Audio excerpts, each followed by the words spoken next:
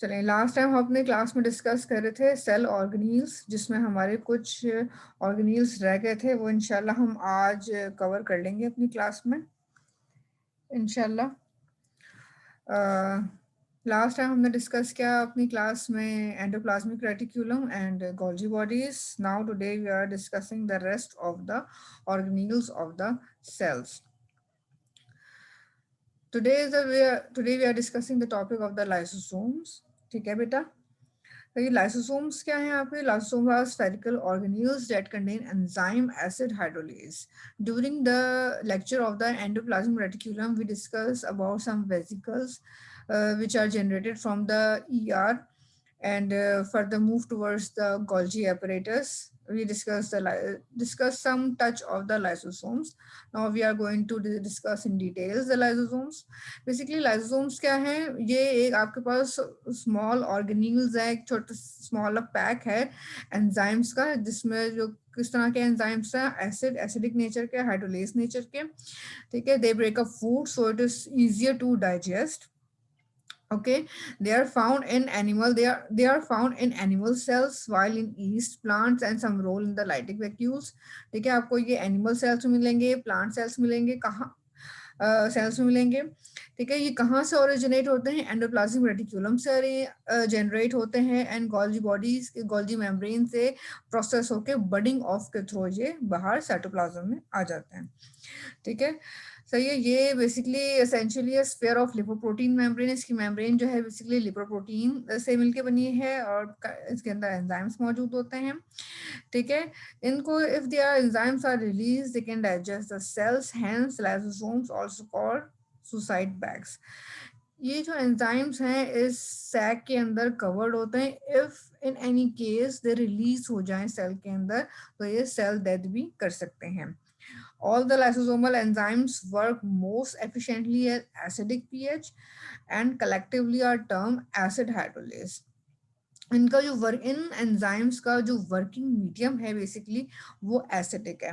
ये acidic pH में काम करते हैं, इसकी वजह से इनको एसिड हाइड्रोलेज भी कहा जाता है। ठीक है,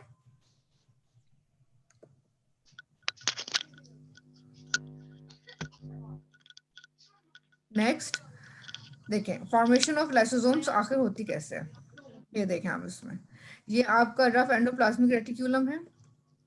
ठीक है, रफ एंडोप्लाज्मिक रेटिक्यूलम से आपके ऊपर राइबोसोम्स मौजूद होते हैं यहाँ पे। और राइबोसोम्स का क्या काम है ये हमें पता है, प्रोटीन सिंथेसिस का काम है राइबोसोम्स का।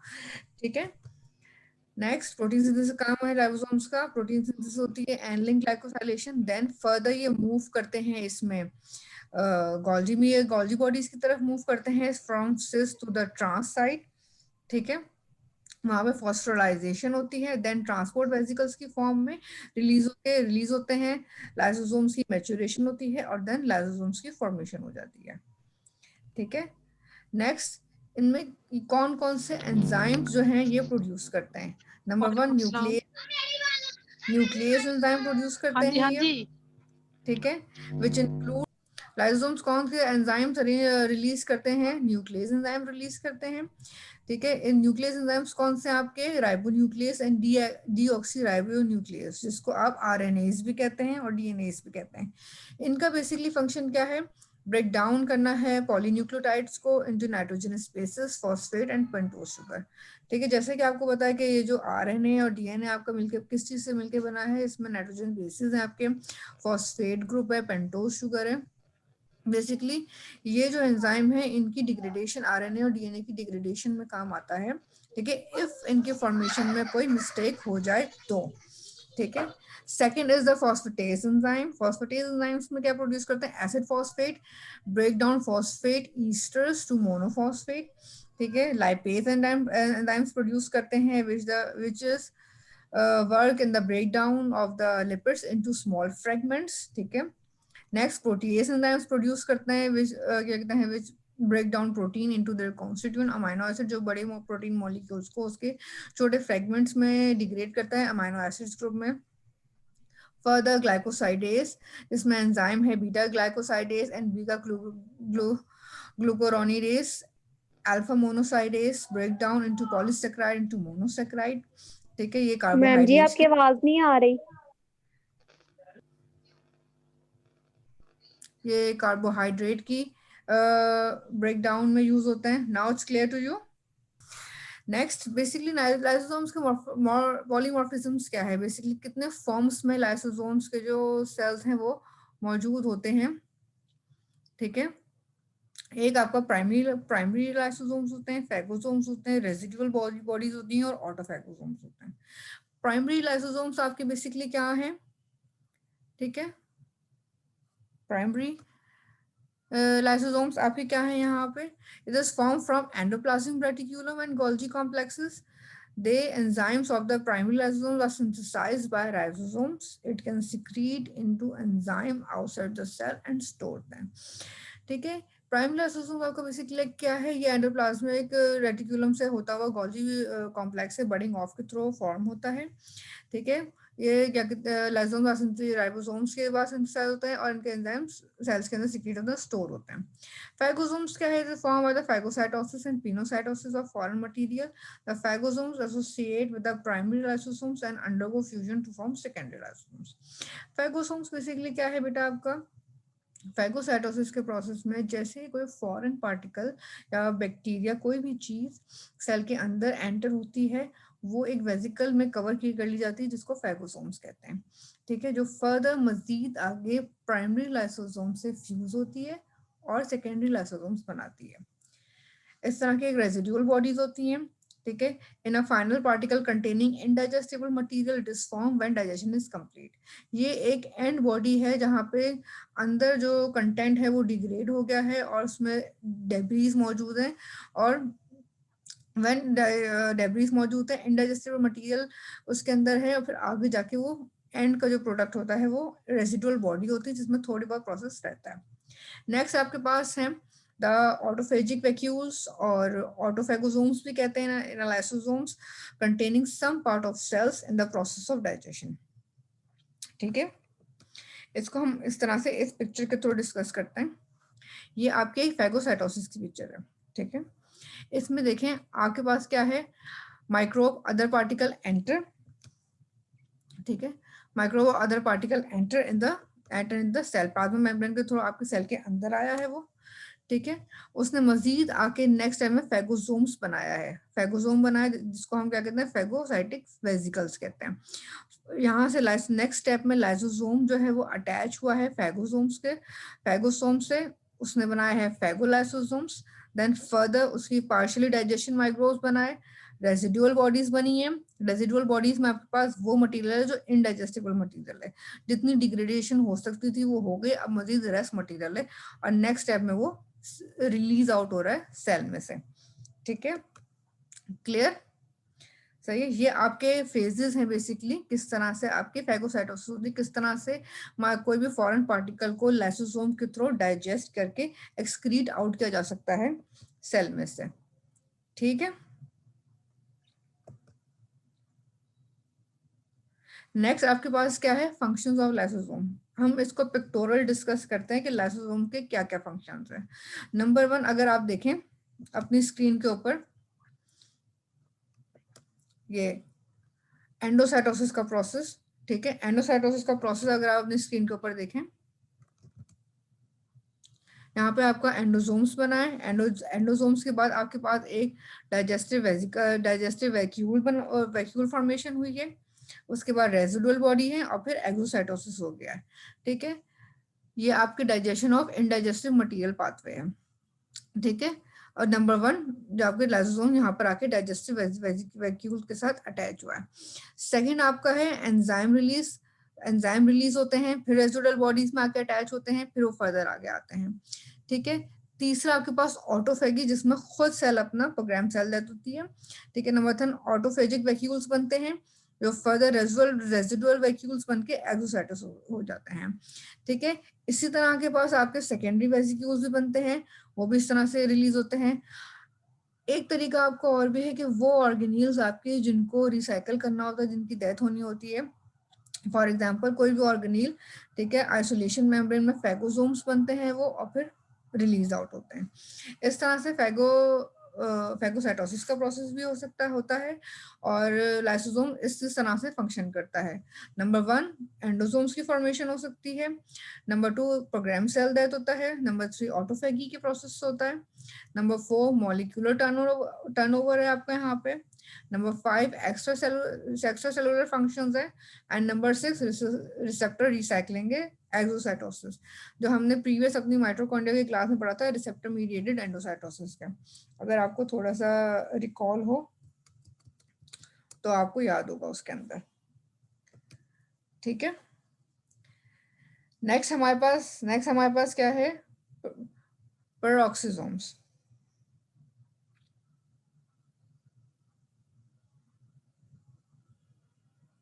पेरोक्सिसोम्स पेरोक्सिसोम्स आपके पास क्या है, ये भी एक लाइसोसोम के फॉर्म की तरह की चीज है। ठीक है, अब ये क्या है, all animal cells except erythrocytes and many plant cells containing peroxisomes, a class of roughly spherical organelle। ठीक है, ये आपका एक ऑर्गेनील है जो साइटोप्लाज्म में आपके मौजूद होता है। रफ सरफेस इसकी रफ है, स्फेरिकल शेप है, 0.2 to 1 माइक्रोमीटर डायमीटर इसका साइज है।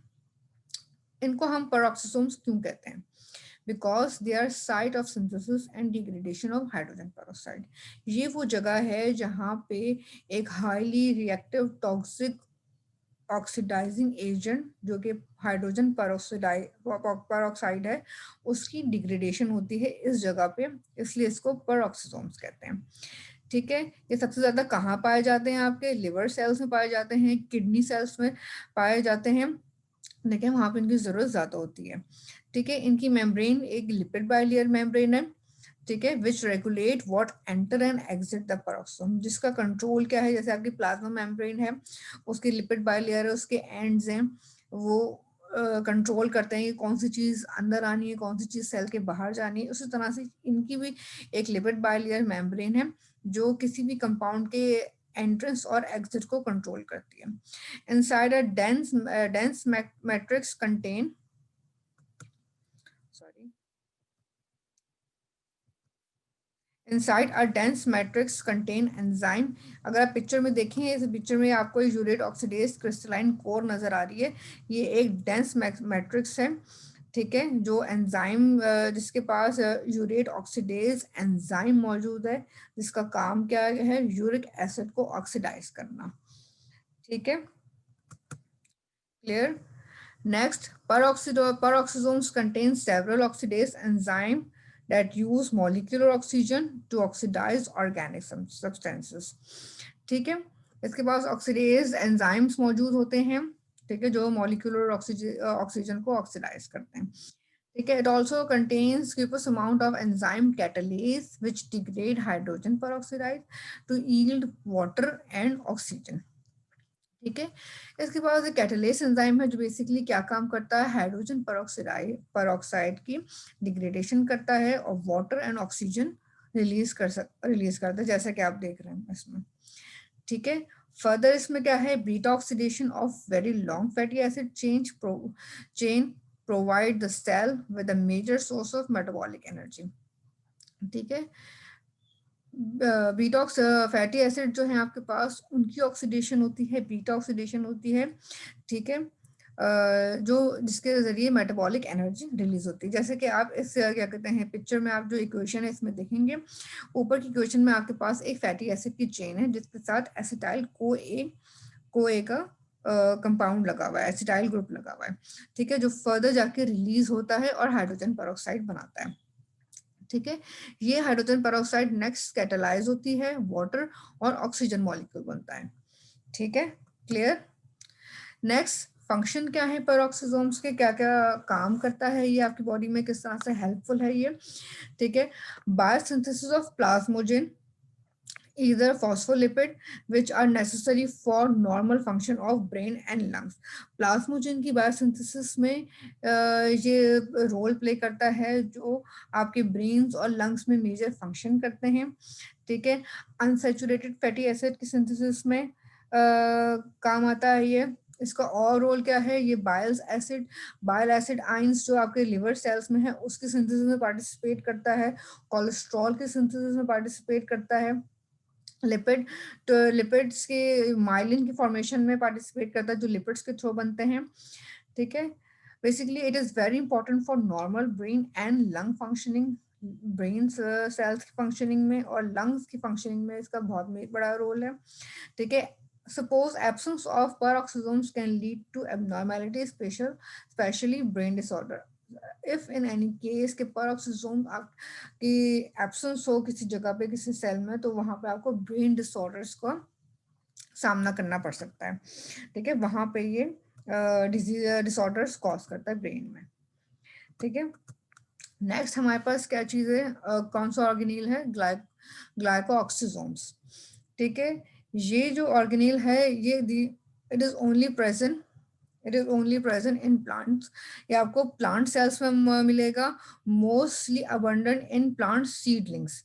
जो प्लांट में जो सीडलिंग का स्टेज है, किसी प्लांट में जो सीडलिंग का स्टेज होता है, ये वहां पे बहुत ज्यादा पाया जाता है। क्यों? For the break down of stored fatty acid, जो फैटी एसिड मौजूद होते हैं वहां पे स्टोर्ड अमाउंट में, उनकी ब्रेक डाउन करता है एंड एनर्जी प्रोवाइड करता है प्लांट एम्ब्रियो को कि वो ग्रो कर सके, ठीक है। Its primary function in seedling is to convert stored fatty acid into carbohydrate. इसका बेसिक फंक्शन क्या है कि जो stored amount of fatty acid होते हैं उसको कन्वर्ट करता है कार्बोहाइड्रेट्स में, ठीक है। और किस साइकिल के थ्रू कन्वर्ट करता है? Glyoxylate cycle. इस साइकिल के थ्रू ये कार्बो फैटी एसिड को कार्बोहाइड्रेट में कन्वर्ट करता है by the help of enzymes, glycosomes, ठीक है। The glyoxylate cycle enzymes are इसके बाद जो कौन से एंजाइम इस साइकिल में यूज होते हैं ग्लाइकोक्सिलेट साइकिल में? Citrate synthase, isocitrate lyase and malate synthase, ठीक है। ये वो एंजाइम्स हैं जो ग्लाइकोऑक्सीजोम प्रोवाइड करता है ग्लाइकोऑक्सिलेट साइकिल को कंटिन्यू करने के लिए, उसको उसको प्रोसेस करने के लिए, जिसके एंड में फैटी एसिड की ऑक्सीडेशन होती है, ठीक है, और कार्बोहाइड्रेट रिलीज होती है, उसकी फॉर्मेशन होती है। दो साइकिल्स में ये इसके जो एंजाइम्स हैं वो दो साइकिल्स में यूज होते हैं, एक ग्लाइकोऑक्सिलेट साइकिल है और एक ग्लूकोन्यूजेनेसिस साइकिल जो है उसके अंदर ये प्रोसेस जो है उसके अंदर इसके एंजाइम्स यूज होते हैं, ठीक है। नेक्स्ट इसका फंक्शन क्या है? Play important role in catabolic and anabolic pathway, metabolism में आपके काम आता है ये। In seeds rich in fatty acid like castor, वो सीड्स जो फैटी एसिड से रिच हैं, फॉर एग्जाम्पल कैस्टर बीन्स, इनके सीड्स में फैटी एसिड ज्यादा होता है। Soybeans, glyoxysome break down fatty acid into succinate, ठीक है। फैटी एसिड को सक्सिनेट में ब्रेक डाउन करता है, succinate is a carbohydrate. only present in seed rich in fatty acid and present for short time, होते हैं ये सीड लाइफ में, जो सीड की जो स्टेज होती है उसमें होता है, लेकिन बहुत शॉर्ट टाइम स्पैन के लिए होते हैं, ठीक है। कि जिससे सीड की जर्मिनेशन में ये हेल्प करते हैं ताकि सीड जर्मिनेट कर जाए और उसमें से प्लांट निकल आए, ठीक है। They are absent in lipid poor seeds, वो सीड जिनके अंदर लिपिड कंटेंट कम होता है वहां पे मौजूद नहीं होते, ठीक है। नेक्स्ट नेक्स्ट आपके पास नेक्स्ट आपके पास क्या कौन सा ऑर्गेनील्स है? राइबोसोम्स। राइबोसोम्स को हम पहले भी एंडोप्लाज्मिक रेटिकुलम के साथ डिटेल में डिस्कस कर चुके हैं। फर्दर हम मजीद इसे डिस्कस थोड़ा बहुत इसका टचअप ले लेते हैं, ठीक है। बेसिकली ये क्या है? राइबोसोम्स ये एक स्मॉल ऑर्गेनील्स है, ठीक है, consisting of protein and RNA, ठीक है। किस चीज से मिलके बने हैं? प्रोटीन से और आरएनए से मिलके बने हैं, ठीक है। और इनका मेजर फंक्शन क्या है? वो है प्रोटीन सिंथेसिस, देखिए ये एक प्रोटीन सिंथेसाइजर है, ये एक फैक्ट्री है प्रोटीन सिंथेसिस की, जहाँ से प्रोटीन बन के निकलता है और पूरे सेल में बॉडी में ट्रांसपोर्ट होता है, ठीक है। ये आपका जो राइबोसोम है, हाँ, राइबोसोमल सब यूनिट से मिलके बना है, ठीक है।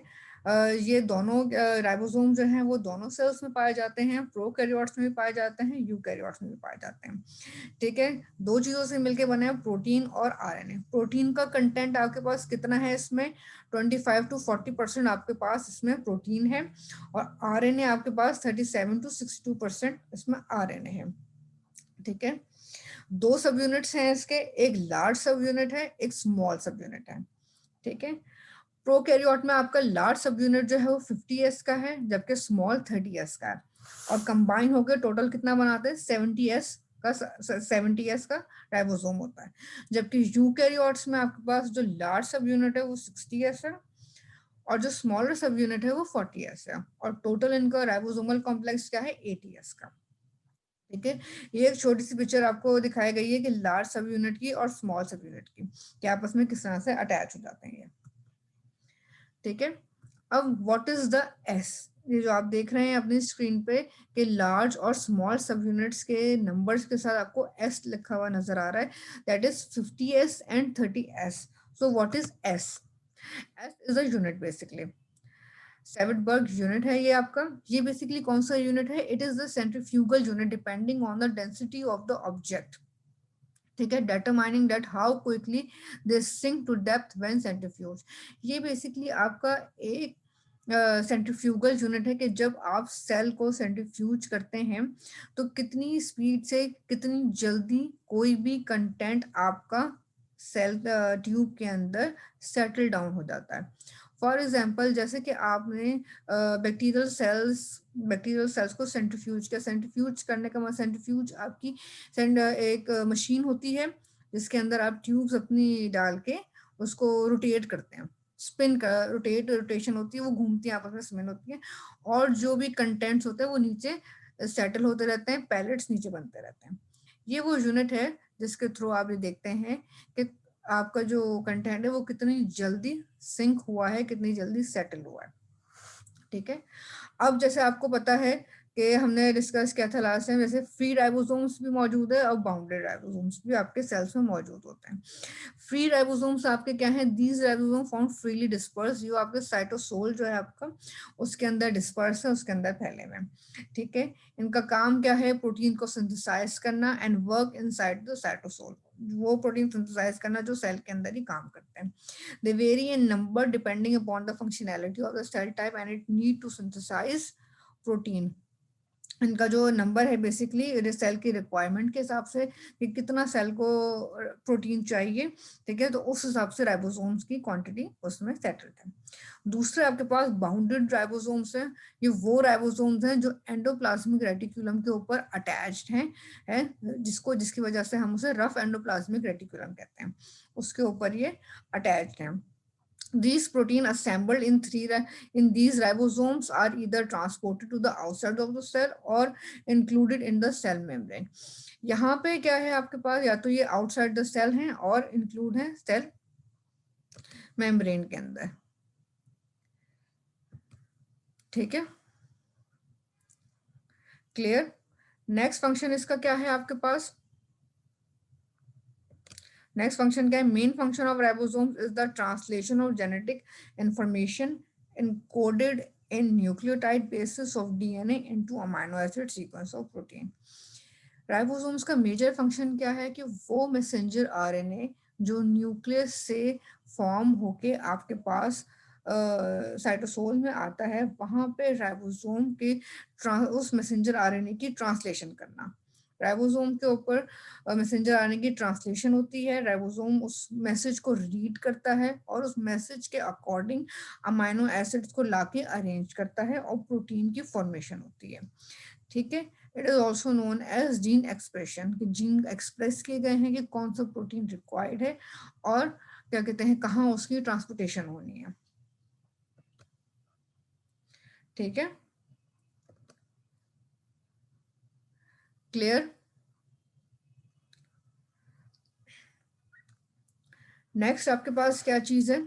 साइटोप्लाज्म। बेसिकली साइटोप्लाज्म क्या चीज है? अगर आप यहाँ पे अपनी स्क्रीन पे देखें तो आपको एक पिक्चर नजर आ रही है एक पूरे सेल की। ठीक है, इस सेल में आपको क्या कहते हैं न्यूक्लियस नजर आ रहा है, सारे मेम्ब्रेन बाउंडेड ऑर्गेनील्स नजर आ रहे हैं जैसे Golgi bodies, ER, mitochondria, microtubules, centrosome, जो बेसिकली सेल के कंटेंट्स हैं। ठीक है, इस पूरे फॉर्मेशन को साइटोप्लाज्म कहते हैं।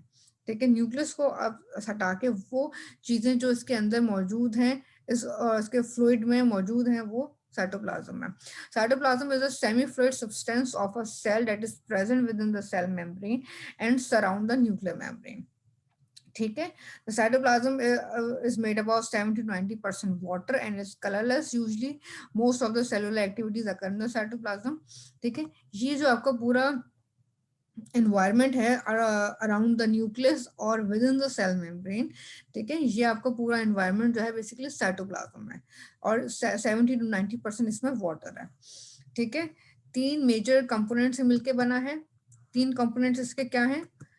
इंक्लूजन्स और हम इसको इंक्लूजन बॉडीज भी कह सकते हैं। ठीक है, cytoplasm inclusions are very small, seen temporally in the cytoplasm, कम वक्त के लिए साइटोप्लाज्म में आपको मिलती हैं। ठीक है, they may or may not be the membrane bound or metabolically inactive for example lipid droplets, glycogen granules and pigment granules। ये बेसिकली क्या होते हैं आपके पास? लिपिड्स के मॉलिक्यूल्स होते हैं, ड्रॉपलेट्स होते हैं छोटे छोटे, ग्लाइकोजेंस का ग्रैन्यूल्स होते हैं, पिगमेंटेड ग्रैन्यूल्स होते हैं। कितनी तरह की आपके पास इंक्लूजन बॉडीज होती हैं? सिक्रेटरी इंक्लूजन्स होते हैं, न्यूट्रिटिव इंक्लूजन्स होते हैं, फॉर एग्जांपल न्यूट्रिशन में आपके पास ग्लाइकोजन और लिपिड्स आ जाएंगे, पिगमेंट ग्रैन्यूल्स होते हैं और क्रिस्टलाइन इंक्लूजन होते हैं। ठीक है, नेक्स्ट साइटोप्लाज्म किस चीज से मिलके बना है? ऑर्गेनील्स से। वो मेम्ब्रेन बॉन्डेड ऑर्गेनील्स जो साइटोप्लाज्म में मौजूद है, फॉर एग्जांपल माइटोकॉन्ड्रिया, ईआर। ठीक है, these are specialised cell structure with characteristic shape present, इनकी एक अपनी फंक्शन है, इनका एक इनकी अपनी कैरेक्टरिस्टिक्स है, इनके अपने फंक्शंस हैं जो साइटोप्लाज्म में मौजूद होते हैं। थर्ड थिंग क्या है साइटोप्लाज्म में आपके पास? साइटोसोल। साइटोसोल बेसिकली क्या है? ये एक फ्लूइड पोर्शन है जो आपके ऑर्गेनील्स के अराउंड मौजूद होता है। ठीक है, it is total 55% of the total sale volume. देखिए, इसकी कंपोजिशन वेरी करती है, 75 to 90% वाटर होता है इसके अंदर। ठीक है, जिसके अंदर आपके मॉलिक्यूल्स सस्पेंड होते हैं, डिसॉल्व होते हैं, ठीक है, और फ्लोट करते हैं। ठीक है, it contain different type of ions molecule like glucose, amino acid, fatty acid and ATPs. ठीक है, इस फ्लूइड में आपके पास डिफरेंट आयंस हैं, मॉलिक्यूल्स हैं, ग्लूकोज हैं, अमाइनो एसिड्स हैं, फैटी एसिड्स हैं, जो डिफरेंट कामों के लिए आपके पास डिफरेंट कामों के लिए आपके पास यूज होते हैं, डिफरेंट प्रोसेसेस में आपके पास यूज होते हैं। ठीक है, नेक्स्ट फंक्शन आपके पास यहाँ पे साइटोप्लाज्म के यहाँ पे बायोकेमिकल्स रिएक्शंस होते हैं आपके पास। ठीक है, ग्रोथ में सेल की place where the cell expand and growth of the cell take, उसकी ग्रोथ के प्रोसेस को मेंटेन करता है यहाँ पे। ठीक है, ये एक ऑर्गेनिल्स के लिए मीडियम प्रोवाइड करता है कि वो सस्पेंड रहें, अपनी शेप में रहें। ठीक है, मॉलिक्यूल्स को मेटाबोलाइज में मैक्रोमॉलिक्यूल्स, उनकी जो मैक्रोमॉलिक्यूल्स की जो ब्रेक डाउन है उसके लिए मीडियम प्रोवाइड करता है ये। ठीक है, फंक्शन वहाँ पे आपके साइटोप्लाज्म में डिफरेंट प्रोसेसेस होते हैं, फॉर एग्जांपल सेलुलर रेस्पिरेशन जो माइटोकॉन्ड्रिया से बाहर होती है, बेसिकली आपकी ग्लाइकोलाइसिस का प्रोसेस वो आपका साइटोप्लाज्म में होता है। प्रोटीन सिंथेसिस का प्रोसेस आपका साइटोप्लाज्म में ही होता है क्योंकि राइबोसोम्स वहीं मौजूद हैं। ठीक है, इंक्लूजन बॉडीज आपके पास वहीं में मौजूद होती हैं। ठीक है, और डिफरेंट जो प्रोसेसेस हैं वो आपके साइटोप्लाज्म में ही मौजूद होते हैं। नेक्स्ट आपके पास जो लास्ट चीज है वो है साइटोस्केलेटन। साइटोस्केलेटन क्या है? ये आप अगर पिक्चर में देखें तो क्लियर है आपके पास। ऊपर आपके पास प्लाज्मा मेम्ब्रेन है, endoplasmic reticulum, intermediate filaments, ribosomes, mitochondria, microtubules, microfilaments हैं। The eukaryotic cells in the 3D structure, it has a cytoskeleton and COD2 protein in the plasma। ये cytoskeleton basically एक नेटवर्क है जिसने आपके सेल को अपनी shape में मेंटेन किया हुआ है। इसका बेसिक काम क्या है कि आपके सेल की शेप को स्टेबल रखना, मेंटेन रखना, जो आपके सेल की शेप है, सारे ऑर्गेनिल्स अपनी जगह पे रहें, आपस में मिक्स ना हो, कोई प्रॉब्लम क्रिएट ना हो। ठीक है, these proteins both maintain shape and allow movement को अलाउ करते हैं। ठीक है, अब the cytoskeleton is a dynamic structure, microfilament और माइक्रोट्यूब्यूल से मिलके बना है ये। अब कितनी चीजों से मिलके बना है? 3 चीजों से मिलके बना है आपका ये साइटोस्केलेटन, एक actin filament, intermediate filament and microtubules. ठीक है, इन 3 चीजों से मिलके बना है। ठीक है, माइक्रोफिलामेंट्स क्या है आपके पास? ये एक्टिन प्रोटीन से मिलके बने हैं। ठीक है, ये 2 strands of protein molecule, 2 strands molecule हैं जो आपस में ट्विस्टेड है अराउंड। ठीक है, ट्विस्टेड है और आपके सेल में थ्रू आउट द मौजूद हैं। ठीक है, और क्या काम करते हैं, सेल की मूवमेंट में काम करते हैं और कॉन्ट्रैक्शन रिलैक्सेशन में काम करते हैं।